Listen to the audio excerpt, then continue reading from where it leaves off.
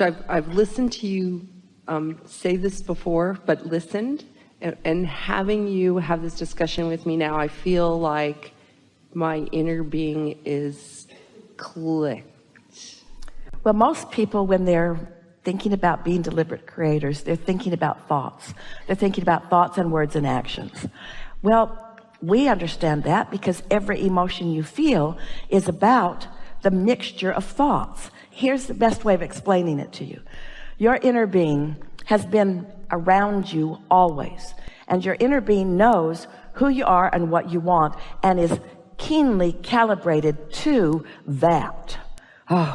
And the words that it would take to describe any one of your vortices and the precision with which you have built it over your life experiences would take longer than this lifetime would afford you if you were to hear it in words. In other words, there's so much culmination of so much becoming that you have been living.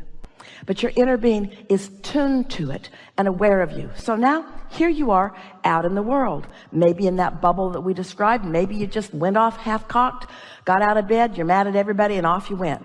But anyway, you're out in the world. So your inner being is aware of where you are and every encounter you have. So you meet someone and you have a reaction to them because there's a mixture of what they've got going on vibrationally and what you've got going on vibrationally. So you have an experience. You might even say you're having an opinion of this exchange that you're having. In the same moment, your inner being is having an opinion. But your inner being's opinion is based upon a whole range of criteria that yours might not be, like the bigness of your life, the bigness of who you are, and all of the components of things that matter to you. Not just prosperity and not just personal well-being, but upliftment, and on and on and on and on and on and on and on. So your inner being has an opinion about what's going on. So in a very rudimentary way, let's say, for example, this person is not tuned in, and the reason that you're rendezvousing with them is because you're not either. It's always that way. And you have a reaction to their whatever, to their rudeness or to their whatever. Well, the reason that that feels like it feels to you is because your inner being simply loved them and understood them and called them to their highest good. And the fact that you didn't leaves you feeling the absence of harmony or the offness of the calibration. In other words, you calibrated with the physical world. You didn't calibrate with your spiritual world. You didn't calibrate with your source. You can't be angry and be calibrated with your source. Well, the nice thing is, the more you meditate and the more you deliberately calibrate, the more you'll catch it in the early subtle stages. So when you're off a little, you can adjust it before law of attraction gets hold of it and momentum gets underway and it gets out of hand. That's why beliefs get out of hand, is because you calibrate and then you attract and then you say, see, it is true. And then you join groups and you talk about what happens and you calibrate more until you have this argument around the world about what truths are.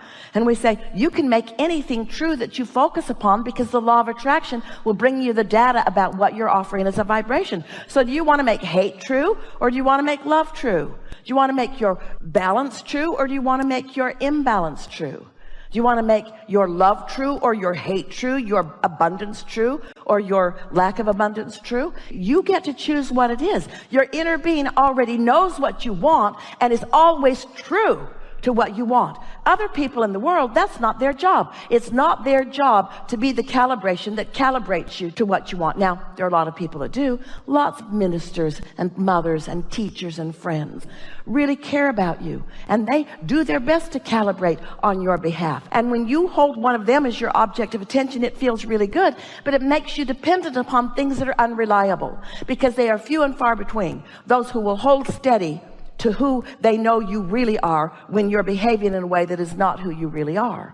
But your inner being always is there for you, always is calibratable. Always it is possible to calibrate to your inner being. Well, we're using that word a lot. What do we mean by that? Resonate with it. What else do we mean? Sync. What else do we mean? Feel the emotion of it. Anytime you feel negative emotion, you're not calibrated to your inner being or to what you want.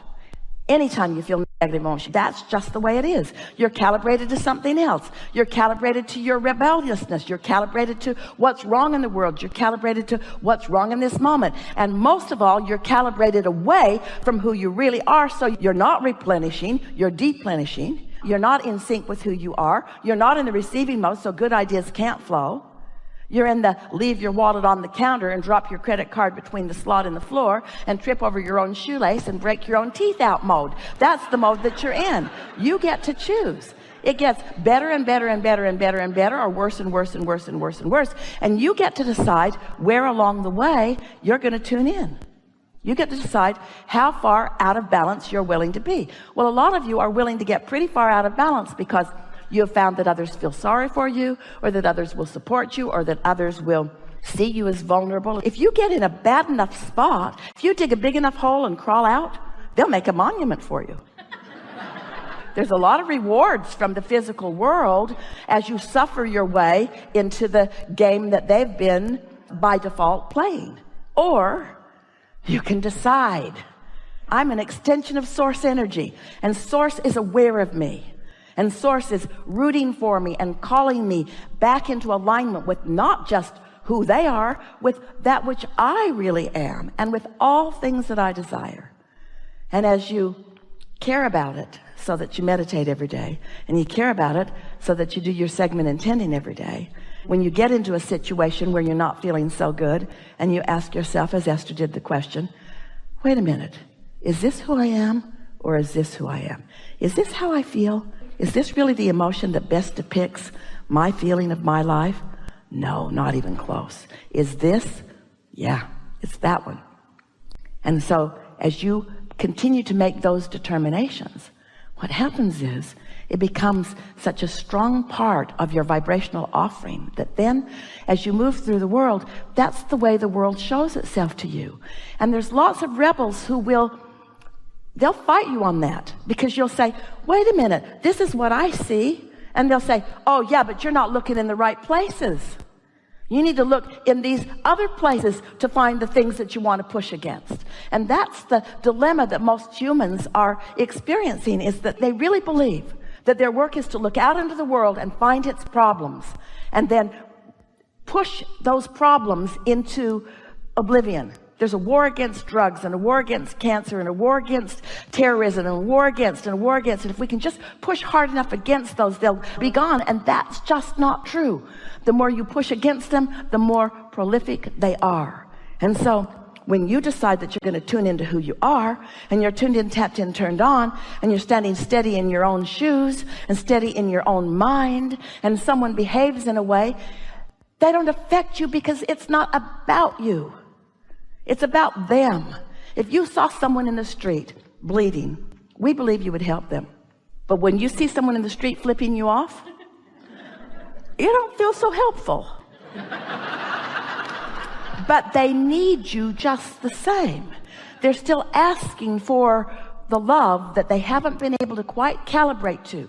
So think about this. If there are people in the world, and there are a lot of them, that have been living and observing life and have become rebellious and are pushing against all things unwanted, and they're hurting bad, and you decide you're tired of hurting, and you show yourself that there is another way, and you find relief in meditation, and then you do it often enough that you feel the true momentum of love and appreciation and joy in calibrating to who you are, and then you see someone out there in the world who is hurting, and you love them. You love them. You may very well give them, like beaming a satellite dish, a point of attention that they could calibrate to. They can't calibrate to their own inner being because they're so far from that. But if you love them anyway, and why would you love them anyway? Because you're a lover. You love because you're a lover. You don't love because they're lovable. If that were true, you'd all be really gone a long time ago. Source loves you even when you're not lovable, because Source loves, because Source is love, not because you're in the vibration of love. Source doesn't remove the vibration of love just because you're in a bad mood. Source just keeps loving. Know that sooner or later, usually later, you'll wind around into something and you'll taste it a little bit. But when you start doing this on purpose, when you start calibrating because you mean it, and you've shown yourself what that note is that you're calibrating to, and then you're walking around in the world and you're feeling good no matter what else is going on, there will be those who will resist you. What are you smiling about? Pretty much everything. What's wrong with you? Aren't you watching the news? Yeah, but I'm looking at it through the eyes of optimism.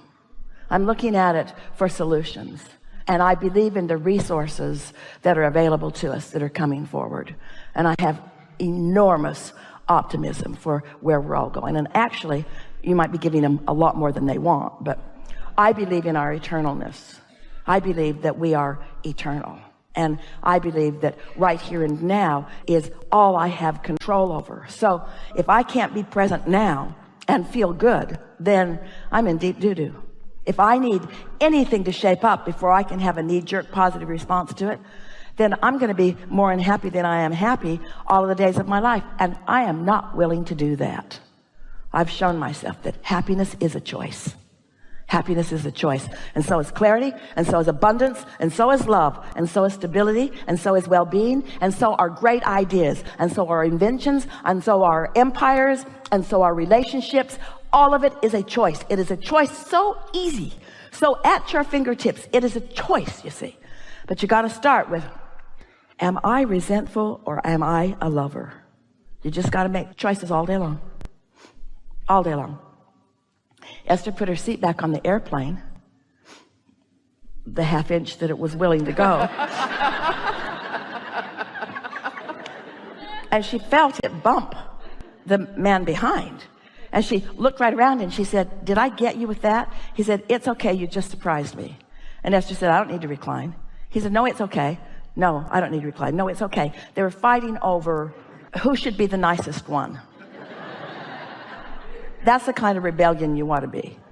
No, no, no, no. No, no, no. I don't need to recline. No, no, no. Go ahead. Recline. You're not about it. No, no, no, no. It's okay. I don't need to recline. In other words, wouldn't it be nice if those are the kinds of arguments that you're having with one another? No, you go. No, you go. No, you go. No, you go. No, you pay. I mean, oh, I'll pay. No, you pay. No, you pay. No, you pay. That's the way it is, isn't it? Helpful? Helpful. Can I slip one more in? Yeah. Why do I cry when I'm happy?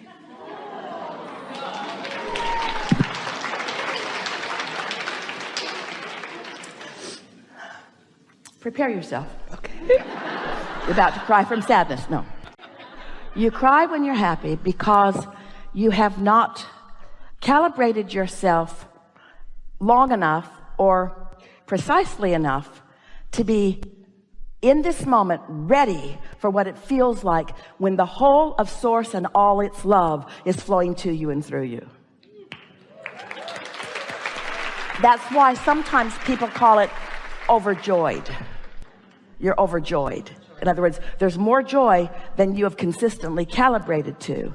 So you might be calibrating to it in this moment, but you're really not quite ready for it.